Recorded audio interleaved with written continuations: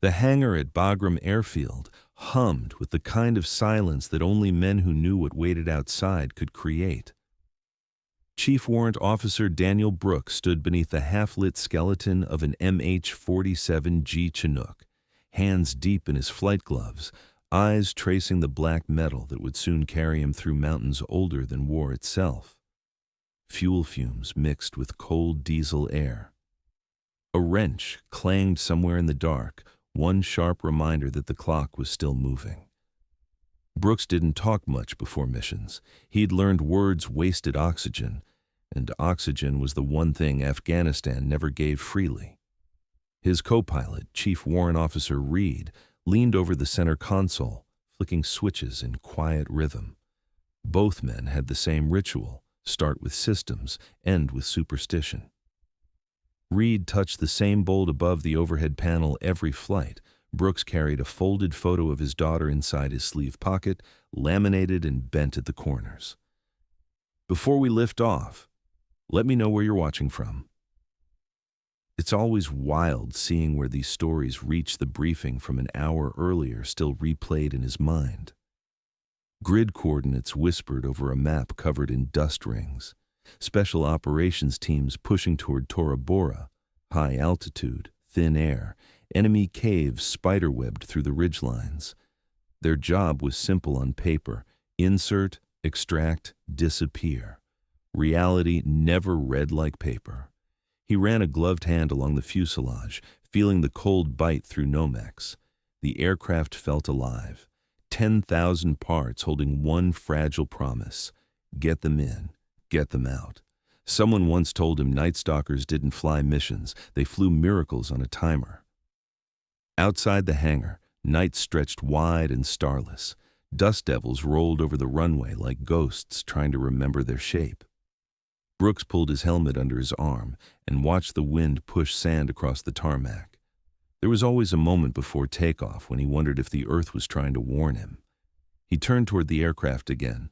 Crew chiefs moved like shadows, loading crates of ammo, tightening straps on fuel bladders. Their words were drowned beneath the slow crescendo of spinning rotors as engines coughed awake. Inside, green glow from the cockpit displays painted their faces in night vision haze. Each light meant life, fuel, hydraulics, nav. Each flicker was a heartbeat. Reed broke the silence first. "Fuel check complete. We're green across the board." Brooks nodded once. He rarely answered. The nod was enough. He tightened his harness, adjusted collective pitch trim, and watched gauges settle. For a second, he let his mind drift to the valley they were headed toward. He'd flown over Tora Bora once before, back when the mountains looked like they could swallow the world. That time they'd come back light on ammo and heavy with ghosts. Tonight would be colder, higher, worse. But that was the job. A voice cracked over the radio. "Reaper 2, wheels up in 5. Brooks keyed his mic. "Copy, 5. 2 words, flat and final. The mission clock had started. He glanced once more at the photo tucked in his sleeve. The lamination was worn where his thumb always pressed. He wasn't thinking about dying. He just wanted to make sure he'd earned the right not to. He slid it back, sealed the Velcro, and stared ahead at the open hangar doors. The engines built from a growl to a roar. Rotor wash kicked sand into cyclones. Men ducked and ran, guiding the aircraft out with glowing wands. Brooks eased the throttle forward. Hydraulics hissed. The bird lifted a few inches, nose tilting toward the black horizon.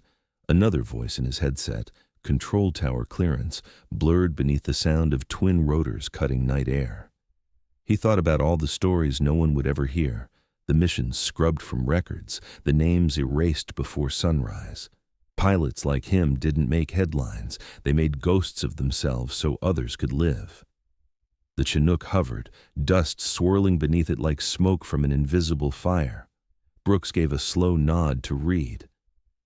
"Let's go to work." They banked left, skimming above the perimeter lights, and the base fell away behind them. The desert stretched ahead, vast, indifferent, endless. Below the instrument panel, a single strip of red tape bore the words, "Every Night Stalker lived by." Death waits in the dark, but so do we. Brooks adjusted his helmet, exhaled once through clenched teeth, and pushed the throttles forward. The Chinook climbed into the black mouth of the Hindu Kush, its blades carving the silence of men who had long since stopped praying for easy missions. Somewhere ahead, the mountains waited to decide who they would keep. The Chinook climbed through a thin layer of cloud, rotors slicing vapor into ribbons that vanished in the dark. Inside the cockpit, the only light came from the faint green glow of the instrument panels. Beyond that, black, a sky without shape, sound, or mercy. Brooks leaned forward over the cyclic, scanning the radar as it flickered across the jagged topography of the Hindu Kush. The mountains didn't reveal themselves easily. Their walls absorbed sound and light like a secret they meant to keep. Wind slammed the fuselage. Reed steadied them with a touch on the controls. 70 knots, he said quietly. Brooks nodded. Hold it. Drop 5 feet. The Chinook hugged the valley floor, low enough to stay off radar, high enough not to scrape it. Below, the earth was invisible but alive. Faint orange sparks from villages burning trash, or maybe worse. He checked his watch. 40 minutes to target. The cabin smelled of hydraulic fluid and gun oil. Crew chiefs scanned the dark through their scopes, hands on triggers, waiting for something they'd never see coming. Brooks had learned early that the mountain wasn't an enemy. It was a judge. It waited for hesitation. He remembered another pilot years ago who climbed for smoother air. The wreckage was still up there somewhere, half buried in snow. He adjusted the collective, feeling the vibration shift under his boots. Terrain, 900 meters, Reed said. Copy. Brooks eased left, following a narrow seam between ridges that didn't appear on any map. Halfway to Tora Bora, the moon lifted above the peaks, pale, brittle, exposing the edges of the world. For a few seconds, Brooks could see everything. The mountains looked like the bones of the earth. Then he throttled back, slipping them into shadow again. Static cracked through his headset. Reaper 2, check in. 2 copies, Brooks replied, pushing waypoint Bravo. Roger. Ground reports small arms east of target small arms, Brooks muttered, adjusting trim. That's optimistic. He pulled the bird lower, rotor wash scraping the valley walls. Snow started to drift through the open doors, weightless flakes glittering under night vision green. For a second, Brooks thought of home, snow outside his daughter's school, her hand in his. Then the turbulence hit, hard and fast, shaking the thought out of him. Engines strained as air thinned. The Chinook's whine pitched higher, desperate for oxygen. Brooks eased back. Come on, girl, he whispered. Almost there. A shout from the crew bay cut through the intercom. Contact front! Tracers! Lines of orange streaked across the dark below them, wild and erratic. Reed killed the exterior lights. The cockpit went black. Brooks didn't flinch. Stay on course. Rounds cut through air somewhere beneath them, too low, too random to hit. Still, each one felt personal. Reaper 1 taking sporadic fire. We're good, came the radio call. Brooks exhaled. Copy. Keep moving. Minutes blurred into static. The mountain narrowed around them like a closing hand. Radar threw false echoes. GPS lagged. Brooks flew by feel now. Pressure, sound, instinct. Every vibration meant something. In the back, 10 Delta operators sat wordless, eyes fixed forward. Brooks could feel their tension even through the bulkhead. They weren't thinking about their objective yet, just whether the ride would hold. He remembered what an old instructor told him once. A pilot's job is to keep everyone else's heartbeat from stopping. That was the mission. Nothing else mattered. They crested a final ridge. Ahead, a dark basin opened, Tora Bora. Jagged cliffs ringed the valley like teeth. Reed pointed to the screen. That's the LZ, 2 clicks north of the cave line. Brooks squinted through the goggles. The landing zone looked wrong. Boxed in, steep drop on 3 sides, snow whipping sideways through the rotor wash. Before he could respond, a flash lit the horizon, orange, violent, followed by a thump that rocked the airframe. "RPG!" the crew chief yelled. "Missed by 20 meters." Reed jerked the stick, banking right. Shrapnel sparked off the fuselage like angry stars. Brooks countered the roll, calm as stone. "We're still flying." Reed glanced at him. "We abort?" Brooks shook his head. "We find another hole." He dropped altitude, hugging the valley floor. The altimeter screamed warnings he ignored. Dust and snow swirled in the rotor wash, blinding them both. Somewhere behind, a soldier started to pray, the kind of prayer meant for no one in particular. Then Brooks saw it. A small plateau carved into the ridgeline, barely large enough to fit the Chinook. "That's our spot," he said. Reed didn't argue. They descended fast. The ground vanished in a storm of snow and debris. Rotor wash turned the world white. Brooks held the hover by instinct alone. No instruments, no visuals, just vibration and gut. The rear ramp dropped. Soldiers poured into the blizzard, rifles raised. Boots hit dirt one after another, disappearing into chaos. Brooks could barely make out their shapes before the storm swallowed them. "Reaper 2, troops on ground," he called. "Holding pattern." Static hissed back. Then, "Copy." "Reaper 1 covering your exit." Brooks stared through the windshield. No visible horizon. No sound except engines and the rhythmic hiss of snow against the glass. He checked fuel. Good. Hydraulics steady. The last man disappeared into the dark. The ramp lifted, sealing the emptiness outside. For a moment there was only silence, the kind that filled every space between heartbeats. Brooks exhaled, easing the cyclic. Insertion complete. Reed nodded, sweat streaking through the dust on his face. The Chinook banked left, vanishing back into the night. Behind them, the mountains swallowed the men they had delivered and waited to see which ones it would give back. The Chinook hovered over the ridge like a held breath. Inside the cockpit, every gauge trembled near the red. Brooks kept his hand on the cyclic, eyes fixed on the black wall of rock below. Thin air made everything sluggish. Engines, hydraulics, heartbeat. Below, the valley flickered. Tracers cut through the night like fireflies trapped in glass. The air felt heavier now, dense with static and snow. The mountain didn't roar. It whispered, the kind of whisper that said you're too close. He adjusted collective pitch. The Chinook slid sideways, tail dipping into the wind. Rotor wash churned up dust and ice until the world outside became a storm of gray. The only thing holding them steady was his grip and instinct. The soldiers were already out there, small black shapes swallowed by the snow. He imagined their boots sinking into loose shale, rifles up, eyes burning through night vision. They were moving toward a cave network no satellite could see. Brooks knew the sound of insertion chaos, the brief, perfect rhythm of fear and control colliding. He could hear it now, gunfire echoing off stone, the distant metallic pop of small arms, the constant living heartbeat of the helicopter above it all. He checked fuel. Enough for 20 minutes.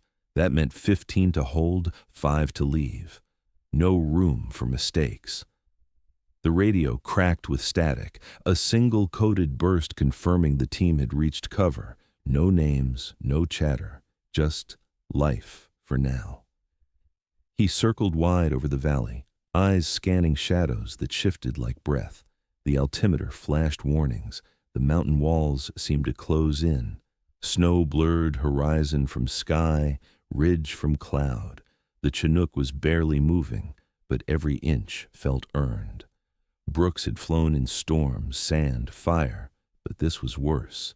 The wind came from nowhere, changed direction in an instant. The helicopter trembled. He eased back, lowered the nose, let the air find its path. Flying wasn't about power, it was surrender, giving just enough control to the elements that wanted to kill you. He felt something slam the tail. The aircraft lurched, shrapnel. Maybe a lucky round, maybe debris from a blast below. It didn't matter. The gauges held. The bird was still breathing. He steadied them again, sweat cold beneath his gloves. The crew chief said nothing. They didn't need to. Everyone on board understood silence was part of survival. Through the window, he saw a movement, a flicker of orange deep in the basin. Not muzzle flash, firelight. The team had made it to the caves. The mission clock rolled past 15 minutes. Brooks lowered the nose, banking through the pass that would take them home. The storm thickened, snow and dust folding together in a single endless sheet of white. They slipped out the same way they came in, low, fast, unseen. Behind them, the mountains swallowed the sound. No one cheered. No one spoke. Brooks reached for the photo in his sleeve, touched it once, and looked out at the horizon. The insertion was over. But Tora Bora was never done taking. Hours passed in static and wind. Brooks circled above the basin, fuel ticking down, waiting for the word that always came too late. The storm had thickened, white dust twisting through night vision green, a world without horizon. The Chinook shuddered as gusts rolled down from the peaks. Every few minutes the radio hissed, then fell silent again. He could feel the weight of the mountain pressing upward, patient, ancient. Tora Bora didn't fight. It waited. The call finally came. Extraction immediate, contact heavy, no voice, no name, just breath and code. Brooks banked hard into the valley. The engines screamed, pushing against air too thin to lift them cleanly. Snow whipped across the cockpit glass in frantic streaks. Below, bursts of orange lit the ridgeline. Tracers rose like sparks from a forge, disappearing into cloud. He dropped altitude until the warnings blurred together. The crew chiefs leaned into the open doors, rifles braced, faces blank behind goggles. Brooks felt every vibration through the pedals, the machine pleading for air. The LZ was a wound of dirt and rock, half covered in snow. Bodies moved at its edge, tiny, frantic shadows. Brooks held the hover, no more than 3 meters off the ground, rotor wash tearing at everything below. Men ran through the storm, heads down, packs slamming against their backs. They came in 2s and 3s, each disappearing up the ramp in a flash of green light. The Chinook rocked as rounds struck earth around them. Hydraulic pressure wavered. Brooks steadied it with his left hand, eyes locked on the gauges. Fuel low, heat high. The bird was close to failing, but failure wasn't an option this close to dawn. The last 2 operators stumbled through the dust, dragging another between them. Brooks felt the deck shift under their weight. The crew chief slapped the ramp control. It rose like a jaw snapping shut. Clear. One word, nothing more. Brooks pulled collective. The Chinook fought upward, heavier now, slower to obey. Fire chased them out of the basin, bright blind fury trying to pull them back. One impact rattled the tail, then another. Warning lights blinked, died, blinked again. He ignored them. They climbed until the mountain's teeth fell away beneath. The horizon reappeared, thin, gray, the first hint of morning. Reed adjusted power output without speaking. Both men knew the numbers. They'd make it home on fumes. The radio came alive again. Reaper 1 calling status, control requesting coordinates. Brooks didn't answer. Not yet. He wanted silence to have the last word. They crossed the final ridge. The storm ended like a curtain torn open. Ahead, the desert stretched wide and golden under the first light. The engine settled into a calmer pitch. The Chinook's tremors softened. Only then did Brooks breathe. He looked once at the damage. Bullet scars along the frame, a panel missing near the rear intake, a thin trail of smoke curling from the left engine cowling. The bird had given everything she had.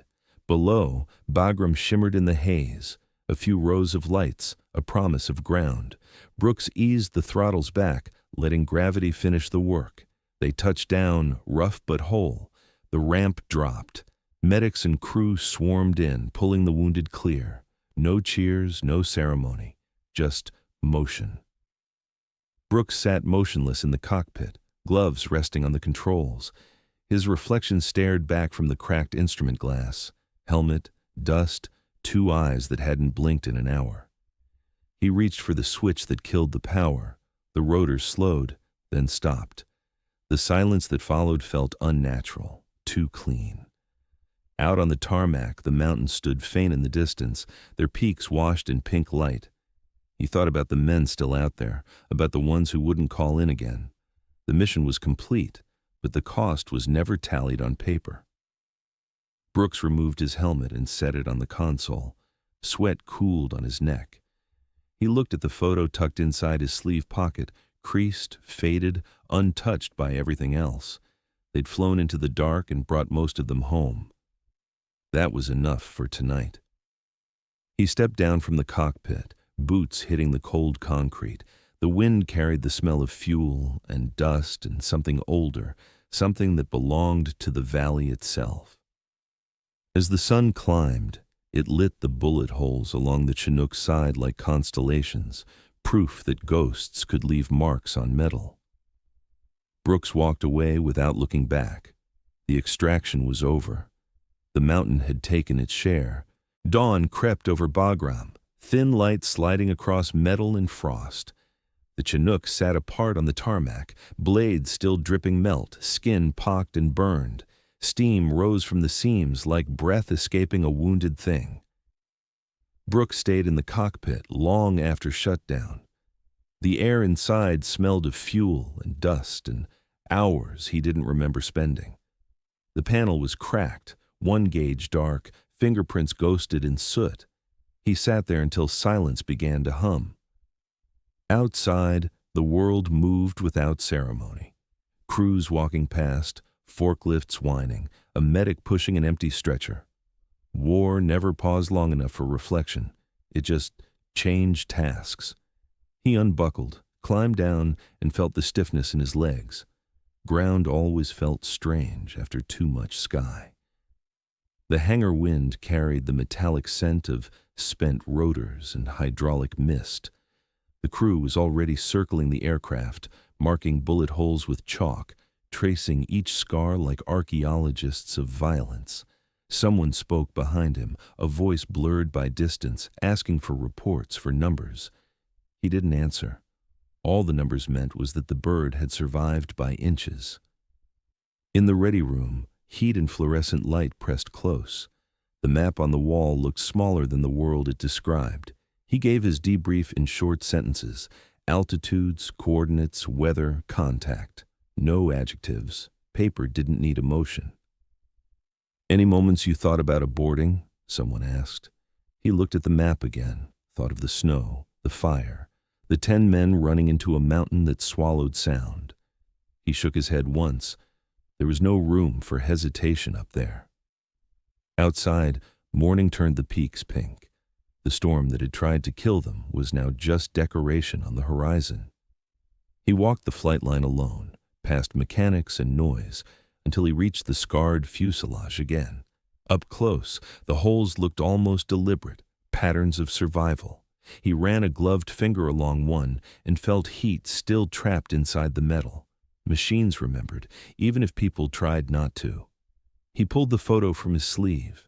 Edges curled, lamination clouded, still intact. He pressed it flat and slid it back. Proof that something human still fit in all this steel. Engines started somewhere behind him, another crew spinning up for another mountain, the same sound, the same promise. He watched their rotors build to a roar, dust lifting in familiar rings. Every launch looked the same from the outside, motion pretending it wasn't fear. A mechanic approached with a clipboard. "Need your sign-off." Brooks scribbled his name, handed the pen back, and stepped aside as they bolted on a replacement panel. The new metal shone against the dull fuselage like a patch of daylight no one had earned. He looked east. The range was visible now, black ridges lined with snow, calm as if the night hadn't happened. He thought about the men still up there, crawling through the caves, counting breaths, listening for footsteps that didn't belong to them. Tora Bora kept what it wanted. Reed appeared, helmet under his arm. No words, just a nod that meant "You ready?" Brooks nodded back. They climbed aboard the same aircraft that had nearly died in the dark. Hydraulics hissed, switches clicked, the old rhythm returned. Engines coughed once, then settled into the steady heartbeat he trusted more than sleep. Dust spiraled beneath the rotors. The Chinook rose, slow and certain, into another morning that didn't promise mercy. Below, the base shrank to geometry, lines, light, motion. Ahead, the ridgeline waited. Brooks looked once at the empty seat beside him, then at the horizon. Every pilot carried ghosts. The trick was keeping them quiet long enough to fly. He touched the throttle, steady and sure. The aircraft climbed toward the cold. If you want more untold stories from the shadows, subscribe before the next flight lifts off.